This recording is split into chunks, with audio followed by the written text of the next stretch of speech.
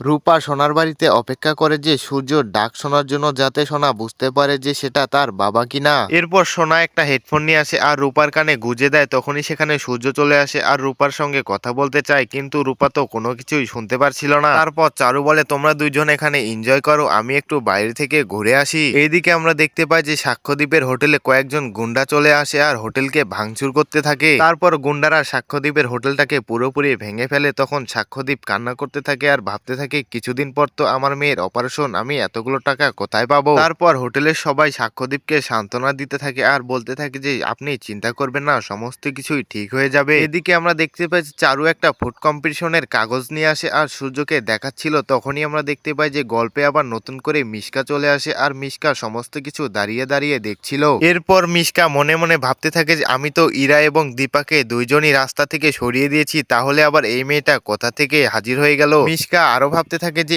এই মেয়েটাকে তো আমি সেদিন হোটেলে কান্না করতে দেখেছিলাম, সূর্য কি আবার একে বিয়ে করে ফেললো না তো। এদিকে আমরা দেখতে পাই যে দীপা মন্দিরে চলে আসে সাক্ষ্যদ্বীপের হোটেলের জন্য পুজো করতে। তো দীপা মন্দিরে এসে দেখতে পায় যে পুরোহিত মশাই তো অনেক অসুস্থ। এদিকে আমরা দেখতে পাই যে সূর্য জয়ের বাড়িতে চলে আসে জয়ের সঙ্গে কথা বলার জন্য, কিন্তু জয় সূর্যের সঙ্গে এটা সেটা বলে আবোল তাবোল কথা বলছিল। সূর্য জয়কে বলতে থাকে, আমি এখানে তোমার ভালোর জন্য এসেছি, তুমি এখন তাড়াতাড়ি বলো যে দীপা কোথায়, দীপা আমাকে ফোন করে এখানে আসতে বলেছিল। তখনই আমরা দেখতে পাই যে চারু সূর্যের কাছে ফোন করে আর বলে, তুমি এখন কোথায় আছো, তুমি আমাদের এখানে তাড়াতাড়ি চলে আসো। তারপর সোনাও সূর্যের কাছে ফোন করে আর বলে, তুমি কোথায় আছো। এদিকে আমরা দেখতে পাই যে জয়ও দীপার কাছে ফোন করে, কিন্তু দীপা কোনো মতেই ফোন তুলছিল না। তখন জয় সূর্যকে বলে যে দীপা তো ফোন রিসিভই করছে না। তো ভিউয়ার্স, ভাইরাল নাটক অনুরাগের ছোঁয়া ধারাবাহিকের এই ছিল আজকের ভিডিও। ভিডিওটি ভালো লাগলে অবশ্যই একটা লাইক দিয়ে আমাদের চ্যানেলটিকে সাবস্ক্রাইব করে রাখবেন। ধন্যবাদ।